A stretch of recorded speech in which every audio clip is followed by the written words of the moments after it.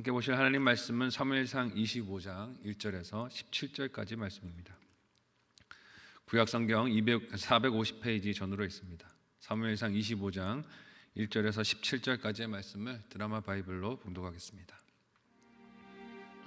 사무엘이 죽음에 온 이스라엘 무리가 모여 그를 두고 슬피 울며 라마 그의 집에서 그를 장사한지라. 다윗이 일어나 바란 광야로 내려가니라. 마온에 한 사람이 있는데 그의 생업이 갈멜에 있고 심히 부하여 양이 3,000마리요 염소가 1,000마리이므로 그가 갈멜에서 그의 양털을 깎고 있었으니 그 사람의 이름은 나발이요 그의 아내의 이름은 아비가일이라. 그 여자는 총명하고 용모가 아름다우나 남자는 완고하고 행실이 악하며 그는 갈렙 족속이었더라. 다윗이 나발이 자기 양털을 깎는다 함을 광야에서 들은지라. 다윗이 이에 소년 10명을 보내며 그 소년들에게 이르되 너희는 갈멜로 올라가 나발에게 이르러 내 이름으로 그에게 문안하고 그 부하게 사는 자에게 이르기를 너는 평강하라. 내 집도 평강하라. 내 소유의 모든 것도 평강하라. 내게 양털 깎는 자들이 있다 함을 이제 내가 들었노라.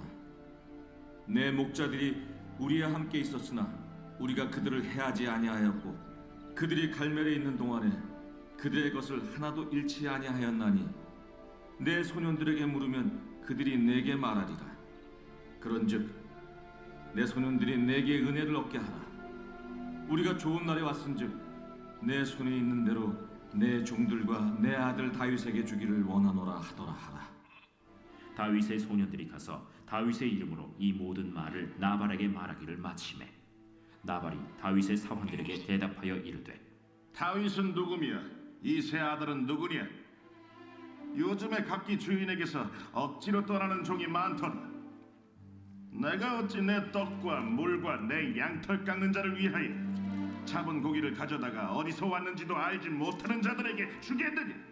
이에 다윗의 소년들이 돌아서 자기 길로 행하여 돌아와 이 모든 말을 그에게 전하매 다윗이 자기 사람들에게 이르되 너희는 각기 칼을 차라 하니 각기 칼을 차매 다윗도 자기 칼을 차고 400명 가량은 데리고 올라가고 200명은 소유물 곁에 있게 하니라.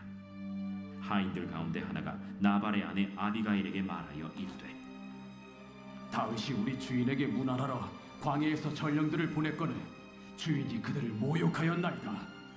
우리가 들에 있어 그들과 상종할 동안에 그 사람들이 우리를 매우 선대하였으므로 우리가 다치거나 잃은 것이 없었으니 우리가 양을 지키는 동안에 그들이 우리와 함께 있어 밤낮 우리에게 담이 되었음이라. 그런즉 이제 당신은 어떻게 할지를 알아 생각하실지니 이는 다윗이 우리 주인과 주인의 온 집을 해하기로 결정하였음이니이다. 주인은 불량한 사람이라 더불어 말할 수 없나이다. 아멘. 함께 읽은 본문의 말씀을 가지고 숨은 위기에서의 보호라는 제목으로 말씀 나누고 기도하도록 하겠습니다. 억울하거나 원통한 일을 사람이 당했을 때 본성이 이끌리는 반응이 무엇이겠습니까? 그대로 갚아주는 것이겠죠. 받은 그대로 혹은 그보다도 더 혹독하게 되돌려주는 것이 사람의 본성일 것입니다. 그런 역사를 한국의 정치사에서도 경험하고 있는 것 같아요. 받았으면 그것보다 더 갚아주는 게 공이다, 정이다라고 생각하는 사람의 연약함을 봅니다. 그래서 안 갚음하는 당사자는 정의와 공의를 부르짖지만 현실은 어떻습니까? 점점 더 폭력이 그리고 잔인함이 가중되는 것을 봅니다. 이를 절제하고 멈추는 것은 사람에게 불가능한 것을 봅니다. 왜 그렇습니까? 죄인된 본성 때문에 그래요. 항상 내가 더 손해본 것 같고 내가 더 해를 당한 것 같다는 생각을 하게 됩니다. 또한 심판자가 되시는 하나님을 믿고 신뢰해야 하는데 사람의 교만은 어떻습니까? 하나님보다 내가 직접 안갚음을 해야 그것이 공평하다고 생각할 때가 많습니다. 하나님이 하나님의 뜻대로 갚으시고 되돌려 주시는데 그걸 믿고 기다리지를 못하는 것이죠. 내가 내 손으로 해야 직성이 풀린다 하는 것이 사람의 교만임을 봅니다. 그러니 더 크게 복수하려는 욕심의 마음이 사로잡히죠. 자신의 억울함과 괴로움을 공정하게 심판해 주실 전능자 하나님에 대한 믿음이 있어야 하는데 그래야 복수하고 싶은 마음을, 욕심을 절제하고 자기를 부인할 수 있는데 이것이 되지 않습니다. 하나님 자리에 누가 앉아 있습니까? 내가 앉아 있기 때문입니다. 어제 본문에서 다윗이 사울 왕을 향하는 복수하고 싶은 그 유혹을 잘 이기는 것 같았습니다. 근데 오늘 본문에서는 그 유혹에 적잖이 흔들리는 것을 봅니다. 왜 다윗은 잘 이긴 듯한 그 싸움에서 이전과 달리 흔들리는 모습을 오늘 본문에서 보이는 것일까요? 위기와 위협이 보이는 적에게서만 오는 것이 아니라 보이지 않는 상태에서도 오는 것을 말씀을 통하여 보게 됩니다. 또한 영적 승리 뒤에 위기도 동반되는 것을 오늘 말씀을 통하여 볼 수 있어요. 오늘 본문은 사무엘의 죽음 이야기로 시작되고 있습니다. 함께 오늘 본문의 1절을 한 목소리로 읽어보도록 하겠습니다. 같이 읽습니다. 시작. 사무엘이 죽음에 온 이스라엘 무리가 모여 그를 두고 슬피 울며 라마 그의 집에서 그를 장사한지라 다윗이 일어나 바란 광야로 내려가니라. 아멘. 사무엘은 이스라엘의 사사 시대를 마감하는 마지막 리더이자 이스라엘의 왕들을 세우도록 하나님의 말씀을 전한 위대한 리더였습니다. 여기서 다윗이 그의 장례식에 참석하고 무사히 바란 광야로 내려간 것을 보면 사울 왕은 사무엘의 장례식에 참석하지 않은 것을 알 수 있어요. 이스라엘의 영적 리더였던 사무엘의 장례식에 왕이 불참했다라는 것은 사울과 사무엘의 관계가 사무엘이 죽는 그날까지 회복되지 못했음을 우리에게 보여줍니다. 또한 이는 이스라엘의 정치적인 리더십이 이제 사울에게서 다윗에게로 넘어가고 있음을 보여주는 상징적인 장면이기도 합니다. 이렇게 다윗을 영적으로 이끌어줄 리더가 죽은 때에 다윗이 분노할 사건이 찾아오게 됩니다. 위기가 그렇잖아요. 영적 리더를 잃어버리고 멘토를 잃어버렸을 때 위기가 찾아오는 것을 봅니다. 무슨 사건이 찾아옵니까? 자신의 뜻대로 사람과 상황이 움직이지 않는 문제가 찾아온 것이에요. 물론 이런 상황은 지금껏 사울에게 쫓기던 다윗이 늘 겪던 일입니다. 자기 생각대로 인생이 흘러오지 않았어요. 환경도 그렇습니다. 하지만 같은 문제를 다른 인물을 통해서 겪게 됐을 때 오늘 본문을 보면 다윗의 분노가 폭발하는 것을 봅니다. 2절 이하에서 다윗은 마온에 사는 부자 나발에게 도움을 제공하는 대가로 물질적인 도움을 좀 제공해달라 요청하는 장면이 등장합니다. 그 내용인 7절에서 8절까지의 본문을 우리 같이 한 목소리로 읽어보도록 하겠습니다. 같이 읽습니다. 시작. 내게 양털 깎는 자들이 있다 함을 이제 내가 들었노라. 내 목자들이 우리와 함께 있었으나 우리가 그들을 해하지 아니하였고 그들이 갈멜에 있는 동안에 그들의 것을 하나도 잃지 아니하였나니 내 소년들에게 물으면 그들이 내게 말하리라. 그런즉 내 소년들에게 내게 은혜를 얻게 하라. 우리가 좋은 날에 왔은즉 내 손에 있는 대로 내 종들과 내 아들 다윗에게 주기를 원하노라 하더라 하라. 아멘. 표현은 옛 고체를 쓰고 있어서 점잖은 것 같지만 실상 다윗이 나발에게 요구하는 것이 무엇입니까? 네 목동들과 재산들을 우리 소년들이 우리 군대가 돌봐줬으니 보호비를 좀 달라는 것입니다. 오늘날 폭력배나 불량배들이 하는 행동과 유사하지 않습니까? 네 가게를 내가 돌봐줬으니 보호비를 좀 내놔라 라고 요구하는 것이에요. 물론 쫓기는 삶을 늘 살았던 다윗이 곤고함으로 인해 그럴 수 있었겠지만 영적 멘토인 사무엘이 죽고 이후에 하는 다윗의 행동이 위기를 느끼게 합니다. 영적 리더가 없으니 지금 생각이 가는 대로, 감정이 가는 대로 행동하고 있다는 것을 느끼게 해요. 말씀으로 다윗의 마음을 드러내 보여주고 해석해 줄 조언할 사람이 없으니 다윗도 자기 감정과 기분대로, 생각대로 행하는 것입니다. 사울을 죽일 수 있던 상황 앞에 절제했던 다윗이 오늘 본문에서 나발의 문제 앞에서는 그럴 겨를이 없는 것을 보게 됩니다. 함께 오늘 본문 10절에서 13절 내용을 한 목소리로 읽어보도록 하겠습니다. 같이 읽습니다. 시작. 나발이 다윗의 사원들에게 대답하여 이르되 다윗은 누구며 이새의 아들은 누구냐? 요즘에 각기 주인에게서 억지로 떠나는 종이 많도다. 내가 어찌 내 떡과 물과 내 양털 깎는 자를 위하여 잡은 고기를 가져다가 어디서 왔는지도 알지 못하는 자들에게 주겠느냐 한지라.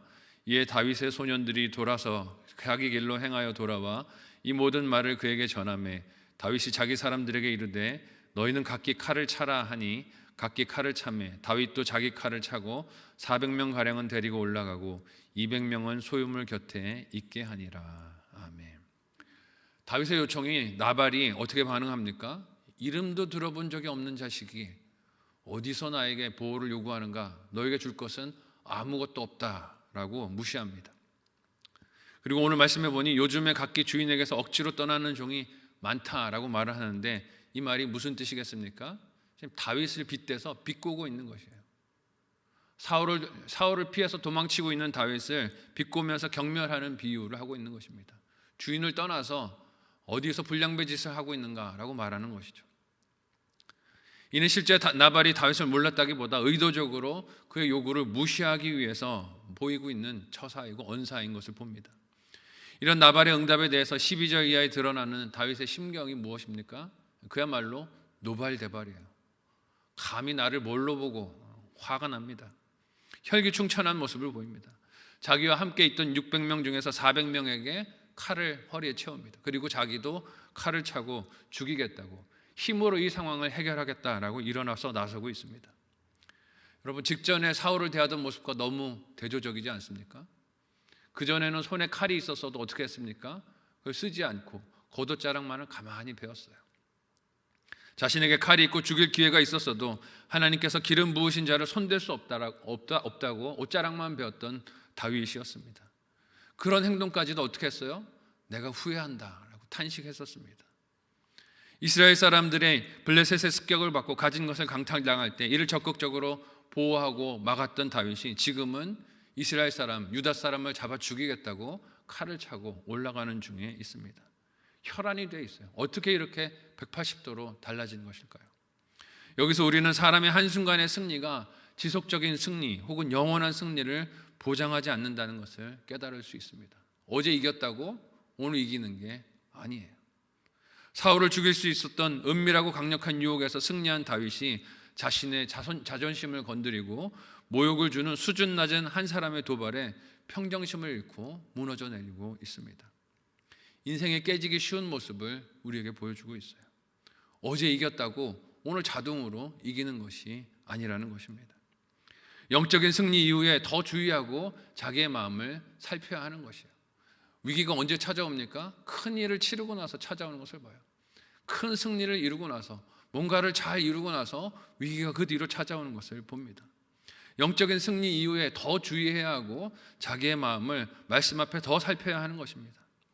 이렇게 무너져가는 다윗의 마음을 하나님께서 오늘 말씀에 어떻게 보호하시고 인도해 주십니까?